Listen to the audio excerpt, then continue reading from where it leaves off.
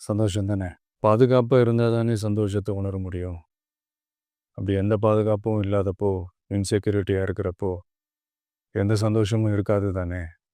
அப்படின்னு நீங்க நினைக்கிறது எனக்கு புரியுது. என்ன செய்ய? நீங்க, நாம எல்லாருமா சேர்ந்து தான் இந்த திமுக கவர்மெண்ட்ட தேர்ந்தெடுத்தோம். ஆனா, அவங்க எப்படி நம்மள ஏமாத்துவாங்கன்னு இப்ப தானே தெரியுது. எல்லாமே இங்க மாறக்கூடியது தானே. மாற்றத்துக்கு உரியது தானே. கவலைப்படாதீங்க. 2026ல நீங்க எல்லாரும் சேர்ந்து, இல்ல நாம் எல்லாரும் சேர்ந்து, இந்த மகளிருக்கான பாதுகாப்பை உறுதி செய்ய தவறிய இவங்கள மாத்துவோம். அதுக்கு இந்த மகளிர் தினமான இன்னைக்கு நம்ம எல்லாருமா சேர்ந்து உறுதியேற்போம். இந்த தற்கொலை வீடியோ போட்டிருக்கு. பெண்களுக்கு திமுக அரசுல பாதுகாப்பே இல்ல.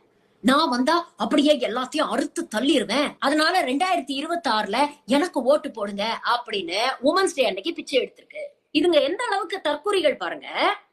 நேத்து பெண்களுக்கு எதிராக நடக்கக்கூடிய வன்முறைகளுக்காக விழிப்புணர்வு நிகழ்ச்சி நடத்துறாங்களாம். அதுல ஒரு பேனர் வச்சிருக்காங்க. அந்த பேனர்ல ஆங்கிலத்துல we stand against women harassment அப்படின்னு எழுதுறதுக்கு பதிலா we stand for women's harassment, பெண்களுக்கு எதிராக நடத்தக்கூடிய வன்முறைகளை ஆதரிக்கிறோம் அப்படின்னு ஒரு பேனர் அடிச்சு வச்சு இதுங்க விழிப்புணர்வு ப்ரோக்ராம் நடத்திருக்கு.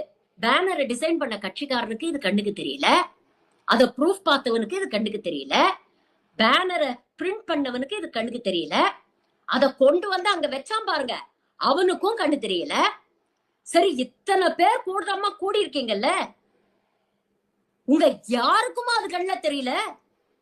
இப்படி தப்பா அடிச்சிருக்கோமே, இப்படி தப்பான ஒரு விஷயத்தை வச்சு நம்ம போராடுறோமே அப்படின்னு யாராவது ஒருத்தருக்கு கூடவா கண்ணு தெரியல? அப்புறம் போலீஸ்காரங்க கொஞ்சுவாங்களா? உடனே பனையூர்ல இருந்து பண்ணையார் கதறாரு.